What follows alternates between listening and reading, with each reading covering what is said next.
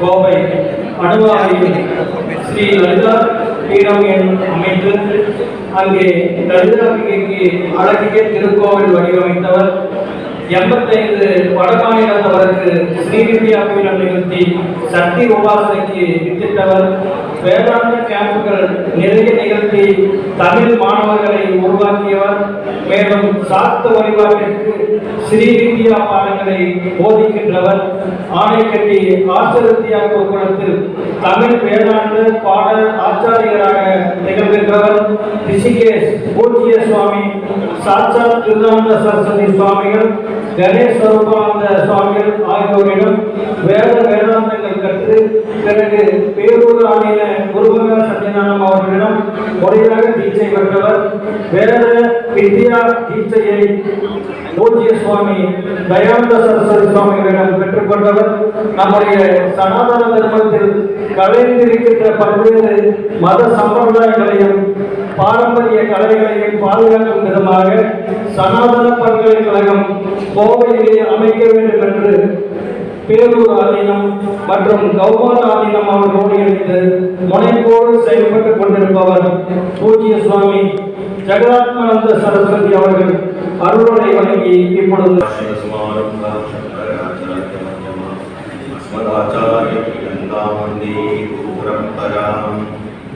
ஓம் ஸ்ரீ கணேசாய நமः. ஓம் ஸ்ரீ தட்சிணாமூர்த்தயே நமः. ஓம் ஸ்ரீ தயானந்தேஸ்வராய நமः. பூஜ்ய ஸ்ரீ தயானந்த சரஸ்வதி சுவாமி அவருடைய பாதாரங்களை பற்றி நம்முடைய மனமார்ந்த நன்றிகளையும் நிகழ்ச்சி மிக்க பக்தி கமலங்களையும் காணிக்கையாக செலுத்திக் கொண்டு இந்த நிகழ்ச்சியிலே மேடையிலே வீற்றிருக்கக்கூடிய அத்துணை மகாத்மாக்கள், குருமகா சன்னிதானங்கள், ஆச்சாரியர்கள், சுவாமிகள் அவர்களுடைய பாதார கமலங்களை ஊற்றி பணிந்து கொண்டு இந்த விழாவிற்கு சிறப்புமிக்க தலைமை தாங்கிக் கொண்டிருக்கின்ற ஸ்ரீ அவினாஷி ஆதீனம் காமாட்சிபுரி சுவாமிகள் அவர்களை பணிந்து கோவை ஆணைக்கட்டி ஆசிரவித்யா குருகுலத்தினுடைய தலைமை ஆச்சாரியா சுவாமி சதாத்மானந்த அவர்களை போற்றி பணிந்தோம். இந்த நிகழ்ச்சிக்கே மிக அஸ்திவாரமாக விளங்கக்கூடிய போற்றுவதற்கும் வணக்கத்திற்கும் உடைய கதேவானந்த சுவாமி அவர்களை பணிந்து போற்றி வணங்கி கணேச ஸ்வரூபானந்தாஜி, கீதா சாரானந்தாஜி மற்றும் ஆசிரவித்யா குருகுலத்தினுடைய சுவாமிஜி வேதாத்மானந்தாஜி, சாரதாத்மானந்தாஜி மற்றும் மேடையிலே வீற்றிருக்கக்கூடிய வேதாத்மானந்தாஜி மற்றும் அனைத்து பெருமக்களையும் போற்றி வணங்கிக் கொண்டு இந்த நிகழ்ச்சியை திரளாக கலந்து கொண்டிருக்கின்ற உங்கள் ஒவ்வொருவருக்கும் பூஜ்ய சுவாமிஜியினுடைய அனுகிரகமும், சுவாமி வேதா தட்சிணாமூர்த்தி சுவாமியுடைய அனுகிரகமும், அன்னை ஆதிபராசக்தி லலிதாம்பிகையுடைய நல்லருளும் நிறைவதாக என்று போற்றி வணங்கிக் கொண்டு இந்த மகிழ்ச்சியான சந்தர்ப்பத்தில் உங்களோடு இங்கே இருப்பதிலே பெரும் மகிழ்ச்சி அடைகின்றோம். டாக்டர்ஸ் சொன்ன நோய்களை தீர்ப்பார்கள் என்று கேட்டிருக்கின்றோம். நோய்களை தீர்ப்பதற்கு மருந்துகளை கொடுப்பார்கள் என்று கேள்விப்பட்டிருக்கிறோம். இங்கே அறியாமையை நீக்கக்கூடிய ஆன்மீகத்தை விதைக்கிறதுக்கு அவர்கள் டாக்டர் என்ன பண்ணணும்? மாத்திரை மருந்து விடணும், மீறினா ஒரு பில்லு போட்டு காசு வாங்கணும் தானே செய்யணும். ஆனால் அவர்களுக்கு இறைவன் அருள்பாலித்த வண்ணமாக அவர்களுடைய பிராரப்த புண்ணியத்தின் காரணமாக அவர்களுக்குள்ளே ஒரு எண்ணம் ஏற்பட்டு இருக்கின்றது. அதுவும் எப்படி பாருங்க, தாமரை செல்வன் ஸ்ரீதேவி, லக்ஷ்மி நாராயணன். தாமரை செல்வன் என்றால் நாராயணன், ஸ்ரீதேவி என்றால் மகாலட்சுமி. அன்றைக்கே அவர்கள் இணைந்திருக்கிறார்கள். பூர்வ புண்ணிய கர்மாவினாலே அவர்களை இறைவன் இணைத்து வைத்திருக்கிறார். உண்மையில் சொன்னால் நம்முடைய பாரதிய கலாச்சாரத்தில் திருமணம் என்பது வெறும் உடலியல் வாழ்க்கை மட்டுமல்ல, குழந்தைகளை பெற்று வளர்க்கின்ற வாழ்க்கை மட்டுமல்ல, ஒரு ஜீவன் இன்னொரு ஜீவனுடைய ஆத்ம முன்னேற்றத்திற்காக தன்னைத்தானே அர்ப்பணித்துக் கொள்கின்ற ஒரு வாழ்க்கை தான் திருமண வாழ்க்கை என்பது. கிரகஸ்த தர்மத்தினுடைய இலக்கணம். அந்த கிரகஸ்த தர்மத்தினுடைய கடமைகளை எல்லாம் முடித்து வானப்பிரஸ்தம் என்கின்ற ஞானத்தை தேடுகின்ற நிலைக்கு தங்களை உயர்த்தி கொண்டு இப்பொழுது ஞான மார்க்கமாகிய நிலைக்கு தங்களை உயர்த்திக் கொண்டிருக்கின்ற அந்த தம்பதிகளை இன்னும் நீளாயுள் நிறைவுகள் நற்செல்வம் பெற்று இந்த ஞான கல்வியை உலகெங்கும் விதைக்கின்ற அருள்பணியை ஆற்ற வேண்டும் என்று அவர்களை மனமான இந்த நல்ல நேரத்திலே வாழ்த்து. அவர்கள் ஆரம்பித்திருக்கின்ற பணிக்கு இறை அருள் பூரணமாக நிறைந்திருக்கிறது, குருவருள் பூரணமாக நிறைந்திருக்கிறது என்பதற்கு இந்த மேடையே சாட்சியாக இருக்கிறது. இறைவனுடைய அருள் திருவருள் பூரணமாக நிறைந்திருப்பதற்கு என்பதற்கு இந்த ஆடியன்ஸே சாட்சியாக இருக்கிறது. எங்களெல்லாம் அவர்களை நன்கு அறிந்தவர்கள், எங்களை விட இன்னும் நன்கு அறிந்தவர்கள் தான் உற்றார் உறவினர்கள், நண்பர்கள், சுற்றம் சூழலை இங்கே வந்து ஒரு ஏதோ ஆன்மீக நிகழ்ச்சி மாதிரி எங்களுக்கு தெரியும். ஏதோ ஒரு கல்யாண வைபவத்திற்கு திருமணத்திற்கு வந்திருப்பதை போல அந்த அன்பினுடைய வெளிப்பாடு, அன்பே சிவம் என்கின்ற அந்த அன்பை அறிந்த அவர்கள் அன்பை விதைத்துக் கொண்டிருக்கின்றார்கள். அதனால்தான் வாழ்வாங்க வாழ்ந்து கொண்டிருக்கின்றார்கள். தாம் பெற்ற இன்பம் பெருகை வையகம் என்று தாங்கள் கற்றுக்கொண்ட இந்த ஆன்மீக கல்வியை ஆர்ஷ வித்யா சம்பிரதாயத்தினுடைய அரும்பெரும் பொக்கிஷமாக திகழக்கூடியதை பூஜ்ய ஸ்ரீ தயானந்த சரஸ்வதி சுவாமியார் அவர்கள் சொல்லிய அந்த சம்பிரதாயத்தை அவர்கள் தங்களுடைய குருவாகிய பூஜ்ய ஸ்ரீ தேவானந்த சரஸ்வதி சுவாமியிடம் நீண்ட காலம் பயின்றிருக்கக்கூடியவர்கள். இந்த கல்வி பயில்வதற்கு நம்முடைய ஆன்மீக கல்வியில அதிகாரித்துவம் என்று சாதன சதுஷ்டயம் என்று சொல்வாங்க. விவேகம், வைராக்கியம், சமதமாக சட்க சம்பத்தி, மோட்சத்துவம் என்று இந்த சம்பத்துகளை சொல்வாங்க. முதலிலே விவேகம் வேண்டும். வருவதற்கு முன்னால் ஆச்சாரியாவிடம் வந்து பாடம் கேட்பதற்கு முன்னாலே என்ன வேண்டுமா? விவேகம் வேண்டும். என்ன விதமான விவேகம் அவனுக்கு இருந்தால் அவன் ஆன்மீக கல்விக்கு வரலாம் என்று ஒன்று சொல்லியிருக்கிறது. எது நிரந்தரமானது, எது அழியக்கூடியது என்கின்ற ஒரு விவேகம் அவனுக்கு இருக்கும்.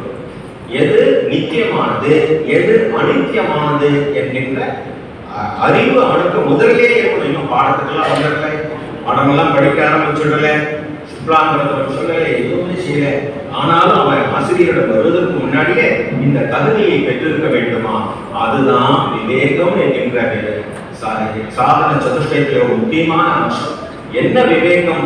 எது அழியக்கூடியது, எது அழியாதது, எது நித்திய வஸ்து, எது அழித்திய வஸ்து என்கின்ற அறிவு அவனுக்கு இருக்க வேண்டுமா? அப்பொழுது எது அழியக்கூடியது, அழியக்கூடியதெல்லாம் ஒரு லிஸ்ட் போடுவோமே என்று நீங்க ஒரு லிஸ்ட் போட ஆரம்பிச்சிடலாம். அதற்கு எத்தனை உயரா புஸ்தகம் நோட்டெல்லாம் வாங்கி எழுதினாலும் அழியக்கூடியதற்கு லிஸ்ட் போட்டுக்கிட்டே இருக்க வேண்டியதான். ஆனா ஒண்ணு இந்த ஜெகத் அழியக்கூடியது என்றால் எல்லாமே அழியக்கூடியது. அப்ப இந்த அழியக்கூடிய ஒன்று அழியாத ஒன்றை ஆதாரமாக கொண்டுதானே இருக்கணும் என்று சொல்லி இறைவனை அறிந்தவன், அழியக்கூடியதிலிருந்து அழியாத ஒன்றை அவன் கண்டு கொள்கிறானோ அவன் குருவிடம் செல்வதற்கு அதிகாரித்துவத்தை பெற்றுக் கொள்கிறான். அவனுக்கு அந்த அதிகாரித்துவம் கிடைச்சாச்சு. இனி நான் தேடப்போவது அழியும் இந்த பொருள் வாழ்க்கையை அல்ல, லௌகீகத்தை அல்ல, ஆத்மீகத்தை தேடப்போகிறேன். ஆன்மீகம்னா என்ன? ஆன்மாவை அறிவுதான் ஆன்மீகம். இந்த ஆன்மாவை அறிந்து கொள்ளப் போகிறேன் என்கின்ற முடிவை அவன் செய்து கொண்டு குருவை நாடி வருகிறான். கொஞ்ச நேரத்தில் அவனுக்கு ஒரு சலனம் ஏற்பட்டுடும் இல்லையா? நம்ம எல்லாம் கேட்கிறோம். யாரையாவது பார்த்து நீங்க சௌக்கியமா இருக்கீங்களான்னு கேட்டா போதும். என்ன சொல்லுவாரு? ஏதோ இருக்கேன் சுவாமி, உங்க புண்ணியத்துல அப்படின்னு சொல்லுவாங்க. அதெல்லாம் நமக்கு தமிழ்ல யாரையும் பார்த்து சௌக்கியமா இருக்கீங்களான்னு கேட்கிறோம். இங்கிலீஷ்ல தான் கேட்கணும். How do you, how are you கேட்டா எங்க தனக்கு இங்கிலீஷ் தெரியாத நினைச்சு போனவனுக்கு ஐ எம் ஃபைன் அப்படின்னுவான். ஒருத்தனும் ஃபைனா இல்லை, எல்லாரும் துக்கத்துல தான் இருக்கான், எல்லாரும் அசுகத்துல தான் இருக்கான். ஆனா அவன் ஃபைன்னு சொல்லிடுவான். அப்படிப்பட்ட ஒரு ஃபைனான இன்பமான இனிமையான உலக வாழ்க்கை விட்டுட்டு வருவதற்கு மனசு வருமா? திரும்பி கொள்ளலாமா? குருவிடம் வந்தாச்சு, குருகுலத்துக்கு பக்கத்துல வந்தாச்சு, குருகுலத்துக்கு நெருக்கமா வந்தாச்சு. ரைட்ல திரும்பினா என்டர்டைன்மெண்ட், லெஃப்ட்ல திரும்பினா என்லைட்டன்மெண்ட். என்லைட்டன்மெண்ட் வேணுமா, என்டர்டைன்மெண்ட் வேணுமா? ஒரு சலனம் வந்துடும். அப்ப நமக்கு என்ன தெரியுமா தேவை? வைராக்கியம் என்பது தேவை. அது ரெண்டாவது தகுதி ஒரு சீடனாகிறவனுக்கு இரண்டாவது தகுதி வைராக்கியம் என்பது தேவை. பிறகு சமம் என்கின்ற புலக்கட்டுப்பாடு, சமம் என்கின்ற மனக்கட்டுப்பாடு, தமம் என்கின்ற புலக்கட்டுப்பாடு, உபரமம் என்கின்ற ஒருமை, விட்டு விலகுகின்ற திறமை, சமதம உபரம திதிக்ஷா என்கின்ற குளிரையும் வெப்பத்தையும் பொருட்படுத்தாத ஒரு திதிக்ஷா என்கின்ற திறமை, எல்லாவற்றுக்கும் மேலாக ஸ்ரத்தை. குருவரிடம் திருவரிடம் கூடி வந்து அவனுக்கு அந்த ஸ்ரத்தை வேண்டும். ஸ்ரத்தை என்றால் குருவினுடைய வாக்கியத்திலும் வேதாந்த வாக்கியத்திலும் விசுவாசம் அவன் நிற்க வேண்டும். அதுதான் அவனுடைய முக்கியமான திறமை. ஸ்ரத்தை என்பது குருவினுடைய வாக்கியத்திலும் வேதாந்த வாக்கியத்திலும் அவன் நம்பிக்கையை வைத்திருக்க வேண்டும். வெறும் ஃபெய்த் மட்டும் இல்லை, ட்ரஸ்ட். அதற்கு மேலாக ஒரு நிலையை அவன் வைத்திருக்க வேண்டும். ஸ்ரத்தை என்கின்ற வாக்கியத்தை இங்கிலீஷ்ல டிரான்ஸ்லேட் பண்ண முடியாது. ஸ்ரத்தை தான் தன்னையே அர்ப்பணித்துக் கொண்டிருக்கிற அந்த ஸ்ரத்தை அவனுக்கு வேண்டும். பிறகு ஒரே புள்ளியிலே அவனுடைய போக்கஸ் இருக்க வேண்டும். அவனுடைய சமாதானம் ஒரு நிலைப்படுத்தப்பட்டதாக இருக்க வேண்டும். இவைதான் சம தம உபரம திதிக்ஷா ஸ்ரத்தா சமாதானம் என்கின்ற 6 செல்வங்கள். இந்த 6 செல்வங்களையும் எவன் ஒருவன் உடையவனாக இருக்கிறானோ அவன் ஆன்மீக கல்வியை படிப்பதற்கு தயாராக இருக்கின்றான். இப்பொழுது அவனுக்கு இன்னொரு தகுதி கொடுக்கப்பட்டு விட்டது, முமுக்ஷு.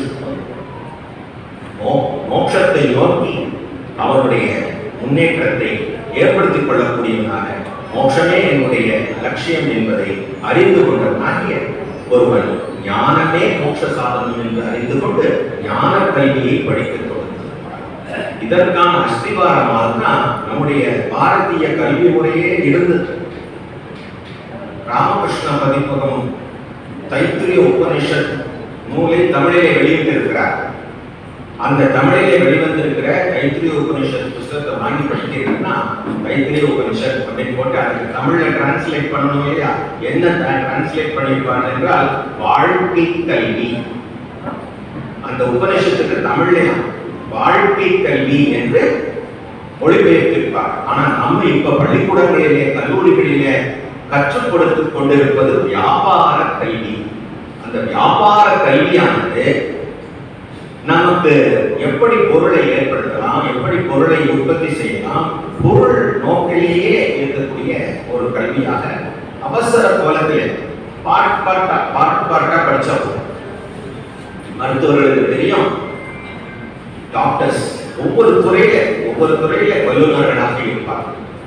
கண் மருத்துவர்கள் என்று எடுத்துக்கொண்டால் ஒருவர் போயிருக்க கண் மருத்துவர், அவர் சொல்லியிருக்காரு, இல்ல உனக்கு இடது கண்ணில் தான் பிரச்சனை, நான் வலது கண் ஸ்பெஷலிஸ்ட், பக்கத்துல இடது கண் ஸ்பெஷலிஸ்ட் இருக்காரு, அவர் அதுக்குன்னே தனியா பிரான்ச் ஆஃப் சயின்ஸ் படிச்சுட்டு இருக்காரு, அவர்கிட்ட போ. ஒரு சிவில் இன்ஜினியர்னால எலக்ட்ரிக்கல் இன்ஜினியரிங் பார்க்க முடியும். இப்படி ஒவ்வொரு துறை சார்ந்த கல்வியாக இருக்கும். ஆனால் ஆன்மீக கல்வி என்பது என்னவென்றால், எந்த ஒன்றை தெரிந்து கொண்டால் எல்லாம் தெரிந்து கொண்டதாகுமோ அந்த ஒன்றை அறிந்து கொண்டு வந்தாயா ஸ்வேதகை கேட்டது போல, எந்த ஒன்றை தெரிந்து கொண்டால் எல்லாம் தெரிந்ததாகுமோ அந்த கல்விதான் ஆன்மீக கல்வி என்று சொல்லப்படுகிறது. இப்பொழுது அதை பள்ளிகளிலே காணவில்லை, கல்லூரிகளிலே காணவில்லை. பாரத தேசம் எங்கும் காஷ்மீர் முதல் கன்னியாகுமரி வரை இருக்கக்கூடிய ஆசிரமங்களில் தான் இந்த ஆன்மீக கல்வி கொடுக்கப்பட்டுக் கொண்டிருக்கிறது.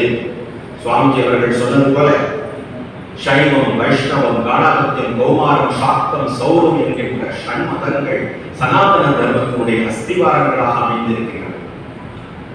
ரிக், யஜுகு, சாம, அதர்வண வேதங்கள் சனாதன தர்மத்தினுடைய அஸ்திவாரங்களாக அமைந்திருக்கின்றன.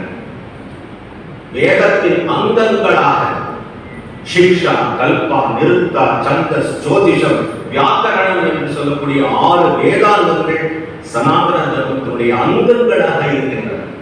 வேதமோ கர்மகாண்டம் என்றும் ஞான காண்டம் என்றும் 2 பெரும் பிரிவுகளாக விளங்குகின்றன. ஞான காண்டத்திலே உபனிஷதங்கள் என்கின்ற ஞான நூல்கள் 108க்கும் மேலான உபனிஷதங்கள் இருக்கின்றன. இதிகாசங்கள், புராணங்கள், இதிகாசங்கள் ராமாயணம், மகாபாரதம், 18 புராணங்கள், ஷட் தர்ஷனங்கள், நியாயம், வைசேஷிகம், சாங்கியம், யோகா, பூர்வ மீமாம்சம், உத்தர மீமாம்சம், எவ்வளவு சொல்லி வந்துட்டு பாருங்க. சாமாத்திரத்தை ஆரம்பிச்சு இவ்வளவும் சேர்ந்த ஒரு ஆல விருட்சம் தான் சனாதன தர்மம். இந்த சனாதன தர்மம் என்கின்ற ஆல விருட்சத்தினுடைய நம்ம ஆர்ஷவித்யா குருகுலத்தினுடைய ரச்சனையை பார்த்தீர்கள் என்று சொன்னால் அந்த லோகோ எப்படி இருக்கும்? ஒரு ஆலமரம் போல. அந்த ஆலமரம் தான் பூஜ்ய சுவாமி. பூஜ்ய சுவாமிஜி ஒரு ஆலவிருட்சம் போல. அந்த ஆலவிருட்சத்தில் இருந்து ஆயிரம் ஆயிரம் ஆயிரம் ஆயிரம் விழுதுகள் தோன்றியிருக்கின்றன. அந்த விழுதுகளை போன்றவர்கள் தான் அவருடைய மாணவர்களாக திகழ்ந்து ஆச்சாரிய பெருமக்களாக இருந்து இன்று உலகம் முழுவதும் இந்த அத்வைத பெரும் ஞானத்தை பகவான் ஸ்ரீ சங்கராச்சாரியா அவர்களுடைய சாராம்சத்தில் இருந்து பூஜ்ய சுவாமிஜி அவர்கள் எடுத்து விளக்கிய அந்த பணியிலே, அந்த சம்பிரதாயத்திலே, ஆர்ஷவித்யா சம்பிரதாயம் என்கின்ற இந்த முறையிலே வீடுதோறும் கீதோபதேசம் ஒலித்துக் கொண்டிருக்கிறது. பூஜ்ய சுவாமிஜி அவருடைய மிகப்பெரிய ஒரு பணி என்னவென்று சொன்னார், வீடுதோறும் கீதோபதேசம் என்கின்ற பெரும் ஞான நூலை எழுதியிருக்கின்றார். அந்த வீடுதோறும் கீதோபதேசம் என்பது ஒரு 9 வால்யூம்.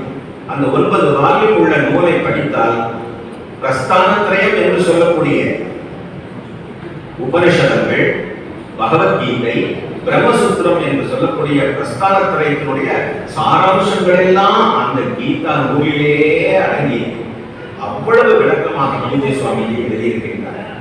நியாயம், வைசேஷிகம், யோகம், சாங்கியம், பூர்வமீமம் என்ற விளக்கங்களை எல்லாம் அந்த நூலிலேயே நாம் தெரிந்து கொள்கிறோம்.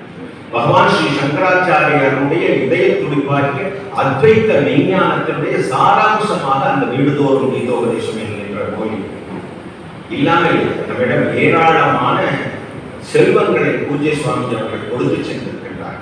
அல்ல குறையாத ஞானத்தை பூஜ்ய சுவாமிஜி அவர்கள் கொடுத்துக் கொண்டிருக்கிறார். உண்மையை சொல்ல போனால் பூஜ்ய சுவாமிஜி அவர்கள் 1930ஆம் ஆண்டு ஆகஸ்ட் மாதம் 15ஆம் நாள் பிறந்து 23 செப்டம்பர் 2015 மறைந்தார் என்பது உண்மையல்ல. ஏனென்று சொன்னால் காலம் காலமாய் அனந்த ஸ்வரூபமாக அங்கெங்கனாலும் எங்கும் நீக்கமர நிறைந்திருக்கிற பிரஜானமாக பூஜ்ய சுவாமி அவர்கள் என்றென்றும் விளங்கிக் கொண்டிருக்கிறார்கள் என்பதற்கு ஒரு சான்று ஆர்ஷவித்யா பீடம் உடுமலையிலே இன்றைய உற்பத்தி ஆகியிருக்கிறது. அவர்கள் மறையவில்லை, அவர்கள் புதைக்கப்படவில்லை. பூஜ்ய சுவாமி அவர்கள் விதைக்கப்பட்டு இருக்கின்றார். அந்த விதையில் இருந்து ஆயிரம் ஆயிரம் விருட்சங்கள் இது போல தோன்றிக் கொண்டே இருக்கும். உடுமலையிலே மட்டுமல்ல, உலகம் எங்கும் ஊரெங்கும் மீண்டும் மீண்டும் தோன்றி தோன்றி தோன்றி தோன்றி வளர்ந்து கொண்டே இருக்கும். ஆல விருட்சம் போல இது வளர்ந்து கொண்டே இருக்கும். இதுதான் சனாதனம் என்பதனுடைய உண்மையான அர்த்தம். அத்தியத்தனம் என்றால் இன்றைக்கு நம்ம சொல்றோம் இல்லையா, அத்தியத்தன பஞ்சாங்கம் இன்றைக்கு தான் அத்தியத்தன, ஹ்யத்தன நேற்றைக்கு, ஸ்வத்தன நாளைக்கு. சனாதன என்றால் என்றைக்கு, என்றைக்கும் அழியாதது. முதல்ல சொன்ன இல்லையா, அழியும் எது, அழியாதது. அழியாதது எதுவோ அதுதான் சதா என்றைக்கும் இருக்கக்கூடிய சனாதனம் என்பது. அழியாததுக்கு பேர் தான் சனாதனம் என்பது. மீண்டும் ஒரு முறை சொல்கிறேன், எது அழியாததோ அதுதான் சனாதனம். எது அழியாதது? ஆத்ம ஞானம், அத்தியாத்ம ஞானம், மெய்ஞானம், பரம்பொருள் என்றும் அழியாதது. ஏதவன் பேர், ஏதவன் ஊர், அது ஊர் இல்லை, உருவம் இல்லை. பியூர் கான்சியஸ்னஸ், சுத்த சைத்தன்ய ஸ்வரூப லட்சணமாக சத்திய ஆனந்த ஸ்வரூபமாக இருக்கும். அது நம் எல்லாவற்றையும் தாங்கி நிற்கின்றது. காரியத்தே ஜெகத்து என்று பகவான் ஸ்ரீ கிருஷ்ணர் சொல்கிறார். எல்லாவற்றையும் தாங்கி இருப்பது எது? அது சனாதனம். நம்ம எல்லாம் எது தாங்கி பிடித்துக் கொண்டிருக்கிறது? யார் எம்மதத்தவராய் இருப்பினும், எந்த தேசத்தவராய் இருப்பினும், எந்த மொழியை பேசக்கூடியவராக இருப்பினும், மனிதர்களோ விலங்குகளோ தாவரமோ ஜங்கமோ அகில பிரபஞ்சத்தையும் எது தாங்கிக் கொண்டிருக்கிறதோ அதுதான் சனாதனம். அந்த சனாதனம் அழியாத ஒன்று. அது அழிப்பது என்கின்ற நிலைக்கு வந்தால் கிளையிலே உட்கார்ந்து கொண்டு, நுனிக்கிளையிலே உட்கார்ந்து கொண்டு அடிக்கிளையை வெட்டினால் என்ன ஆகுமோ அதுதான் ஆகும்.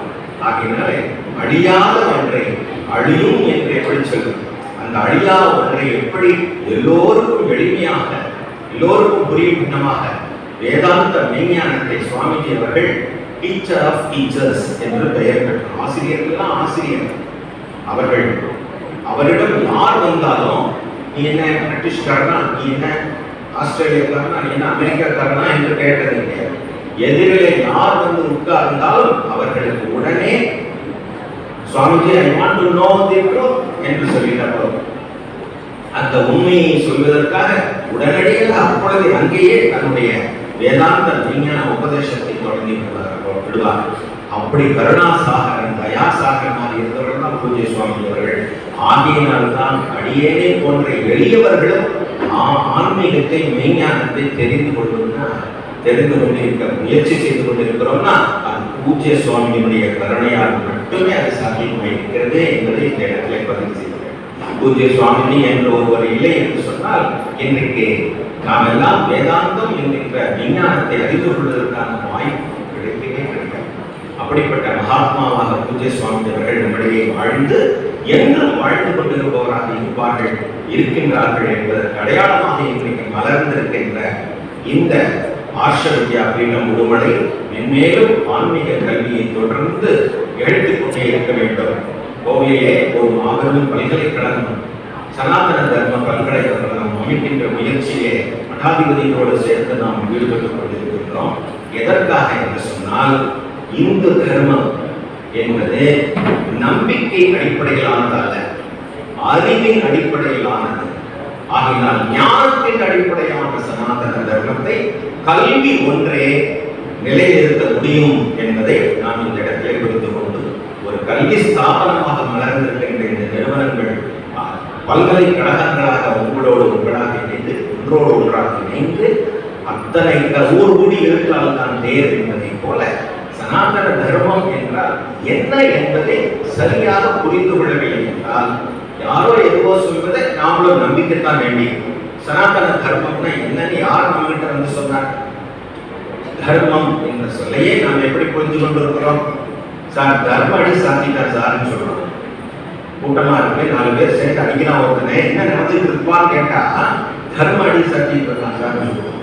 தர்மத்தியோன்னு சொல்றோம், தர்ம ஹாஸ்பிட்டல்னு சொல்றோம். நம்மளை பொறுத்த வரைக்கும் தர்மம்னா ஏதாவது இலவசமா கிடைக்கிறதோ அல்லது நான் இலவசமா யாருக்காவது கொடுக்கிறதோ தர்மம்னு நினைக்கிறோம். அதுவா தர்மம்? திரு என்கிற தாத்துவிலிருந்து பிறந்திருக்கிற தர்மம் என்ற சொல் எது எல்லாவற்றையும் தாண்டி கொண்டிருக்கிறதோ அதுவே தர்மம் என்ற அடிப்படையிலே நியத்தியாக யாருடைய நியத்தி?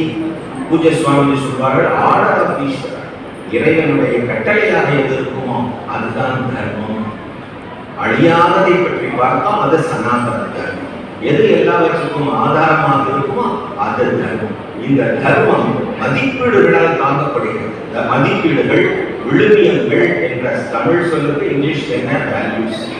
அறம், அறநெறி என்கின்ற அறநெறிகளை சார்ந்ததுதான் தர்மம். அப்ப அந்த கல்வியை நம்ம இளைய தலைமுறையினருக்கு கொண்டு செல்லணுமா வேண்டாமா? அவர்கள் ஆலய வழிபாடுனா என்ன, பக்தினா என்ன, பக்தி யோகம்னா என்ன, கர்ம யோகம்னா என்ன, தியான யோகம்னா என்ன, இந்த பக்தி கர்மா யோகம் தியான யோகம் எல்லாம் சேர்ந்து நம்மை ஞானத்திற்கு எப்படி அழைத்து செல்கிறது என்கின்ற ஞான கல்வியை படிக்க வேண்டும் அல்லவா? அதற்காக தான் இது போன்ற நிறுவனங்கள் ஊர்தோறும் ஏற்பட வேண்டும் என்பதை இந்த நேரத்தையே மகிழ்ச்சியோடு உங்களுக்கு பகிர்ந்து கொண்டு அத்தகைய ஒரு லட்சியத்தை டாக்டர் அவர்களும் திருமதி ஸ்ரீதேவி அம்மா அவர்களும் டாக்டர் ஸ்ரீதேவி அவர்களும் மிக சிறப்பாக செய்திருக்கின்றார்கள். அந்த பணி மென்மேலும் தொடர வேண்டும். இதற்கான ஆசிரமம் அமைய வேண்டும். பலர் வந்து தங்கி படிக்கின்ற ஆசிரமமாக அமைய வேண்டும். அது ஆசிரமம் என்று இல்லாமல் ஆசிரமமாக இருக்க வேண்டும். அவர்கள் அன்பை பரிமாறிக்கொண்டு அன்பினால் வரவேற்கப்பட்டு அங்கே நிம்மதியாக இருந்து இந்த ஆத்ம சாதனை புரியக்கூடிய ஸ்தலங்களை ஏற்படுத்த வேண்டும். ஆன்மீக கூடங்களை ஏற்படுத்த வேண்டும். இன்னும் அவர்களுக்கு நிறைய கடமைகள் வந்து சேரும். நாம் எல்லாம் சேர்ந்து அந்த லட்சியத்தை அவர்களோடு தோள் சேர்ந்து மிக சிறப்பாக வளர்த்தி கொடுப்போம் என்கின்ற நம்பிக்கையை இந்த இடத்துல வைத்துக் கொண்டு இதுகாரும் பொறுமையாக இருந்து இந்த நிகழ்ச்சியை கலந்து கொண்டிருக்கிற உங்கள் ஒவ்வொருவருக்கும் நீங்கள் என்னென்ன பிரார்த்தனைகள்லாம் மனதில் வைத்துக் கொண்டிருக்கிறீர்களோ அந்த பிரார்த்தனைகளாம் அம்பாள் லலிதா பரமேஸ்வரி அனுகிரகத்தினாலும் பூஜ்ய ஸ்ரீ சுவாமிஜி அவருடைய அனுகிரகத்தினாலும் மேதா தட்சிணாமூர்த்தி சுவாமியினுடைய அனுகிரகத்தினாலும் பூர்ணமாக நிறைவேறி ஆயுள் ஆரோக்கியம் இந்த தம்பதியருக்கும் அஷ்ட ஐஸ்வர்யம் லட்சுமணாட்சம் ஆயுள் ஆரோக்கியம் அனைத்தும் நிறைய வேண்டும் என்று வாழ்த்தி நிறைவு செய்கிறோம்.